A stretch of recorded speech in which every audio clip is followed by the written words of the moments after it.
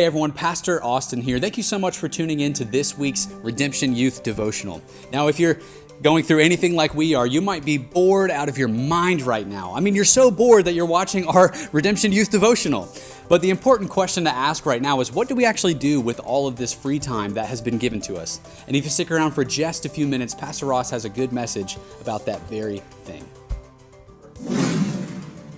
I feel like I've been on my phone nonstop for these past 3 weeks. I mean, it's like every day I'm in front of a screen more than I was the day before. Between my phone and working from home on my computer and watching TV, and then when it's family time, we're watching family movies, and now I'm just kind of sitting in front of a screen and just looking for something to absorb me and giving my time over to anything that will catch my attention, just hoping that my time will be filled. And I mean, maybe you're the same way. Maybe for these last couple months, you've been nonstop in front of a screen, like you've been listening to music, or you've been Skyping with your friends, or Zooming with your friends, or maybe you've been watching Netflix. We're all trying to fill our time with something. You know what I've noticed is that when I fill my time with the wrong thing, I don't feel fuller. I actually feel emptier. And something that I've learned over this past week is that content doesn't always equal content. Like, I have a lot of content that I'm consuming, but I'm no more contented than when I began. In fact, I find myself more bored now than ever. Man, if the Bible is so great, if the Bible is so important to my daily life, I wish it had something to say about me and my boredom today. Well, the great news is it actually does. But it does so in a passage that you would never expect. It's in the book of Daniel.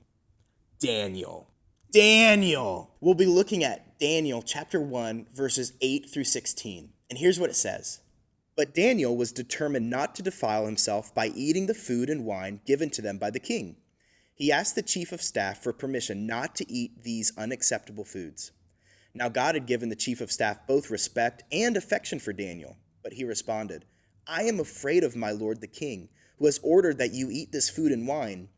If you become pale and thin compared to the other youths your age, I am afraid the king will have me beheaded. Daniel spoke with the attendant who had been appointed by the chief of staff to look after Daniel, Hananiah, Mishael, and Azariah. Please test us for 10 days on a diet of vegetables and water, Daniel said. At the end of the 10 days, see how we look compared to the other young men who are eating the king's food. Then make your decision in light of what you see.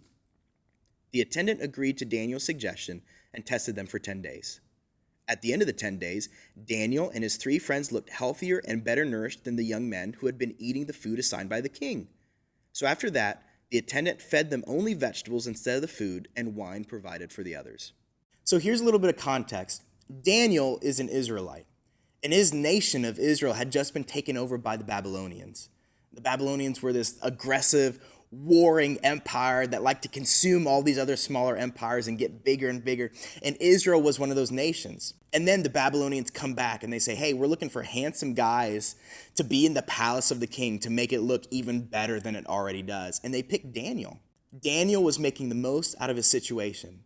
That's when he noticed something. He noticed that the food he was eating from the king's table had been offered to the gods that they had been worshiping in Babylon. And that was a big issue because to eat the food offered to the gods was, in a sense, to worship those gods, to honor those gods. The food from the king's table was the best food in the land. It was probably better food than Daniel had ever eaten in his life. I remember a couple years ago, my wife Sarah left for the beach and she took Lily and Lila with them. And when they left, she handed me some money. She said, this is your budget. So this is what you can spend on food for the next 3 days. Make it last. Make smart choices. And so I said, of course. I mean, I'm a smart man, right? Immediately I went out and I bought the largest steak I could find. And then I went and spent the rest of my food on absolute junk. And so there I was, first night, it was great. I had this amazing steak. And then the next 7 meals were just peanut butter and jelly and chips. And then I caught myself sitting on the couch and I had a Nutty Buddy in one hand and I had a jar of marshmallow fluff in the other. And I was like, it was almost like an out-of-body experience where I was dipping it in the marshmallow and eating it. And I picture that kind of food at the king's table, right? He has steaks and he has marshmallow fluff and he has Nutty Buddies and he has Dorito Locos tacos and he has all these amazing things on his table. But there's one catch. Everything on his table has been sacrificed and offered to one of their pagan gods. And the reason that's an issue is because when you offered something to a god, it was considered to be theirs.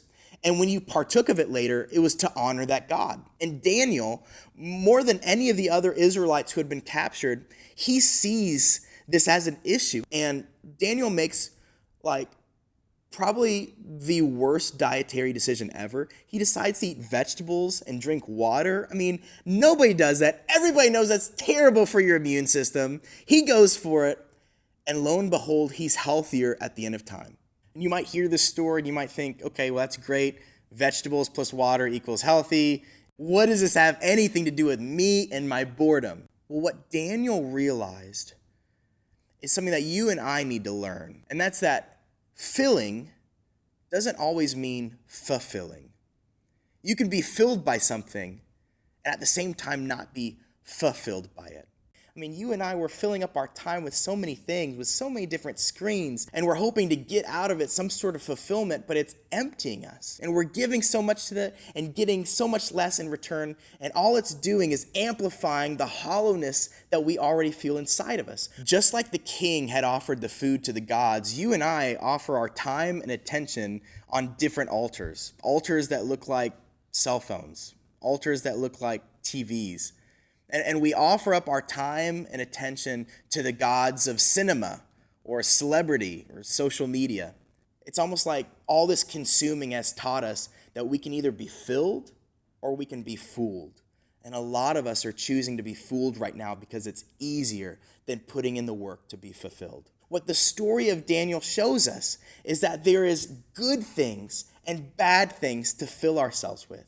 And there are really three challenges I would give you this week to fulfill yourself rather than just filling or wasting your time. The first way is by connecting with God. Like, how bored do you have to be before you actually go to God and read your Bible? I mean, it's like we would rather watch TV shows that we have zero interest in than to spend 5 minutes with God and reading the Bible or prayer. Get off your phone. Get off the laptop and spend some time with God. This week, also fulfill your time by pouring into your family. Be like Daniel. Give to the people that you're around. He gave this proposition to better all the men that were with them. He wanted to see all of them healthy. In the same way, we don't just want to fulfill ourselves. When we love our families, we want to see them fulfilled. So how can you love your family this week? Like, what chores can you do? What ways can you encourage your mom or dad who, believe me, are pretty scared or worried right now? In your boredom, instead of turning on a screen, why don't you turn to your sibling and strike up a conversation? Also this week, look for ways that you can be pouring into our community. As simple as this sounds, writing a letter can go a long way. Look for ways that you can be a blessing to those around you, fulfilling your time rather than filling it. You know, the story about me and the steak, it's true, but I didn't end it quite the right way. I noticed halfway through binging junk food how empty it was. I feel like you and I are feeling that same kind of emptiness eating at us, but I had to come to a place where I said my desire to be filled is greater than my desire to remain where I am. You and I have to come to a point where our desire to be fulfilled is greater than our desire to keep filling. And that's the point where life change will happen. Like Pastor Ross said, being filled isn't necessarily the same thing as being fulfilled. And there's a lot of things that are trying to fill and compete for your attention in this season. But what we believe is that being fulfilled is more important. And so we've created some questions for you to answer with your family. So hang around for just a few minutes and answer these with the people you're watching with.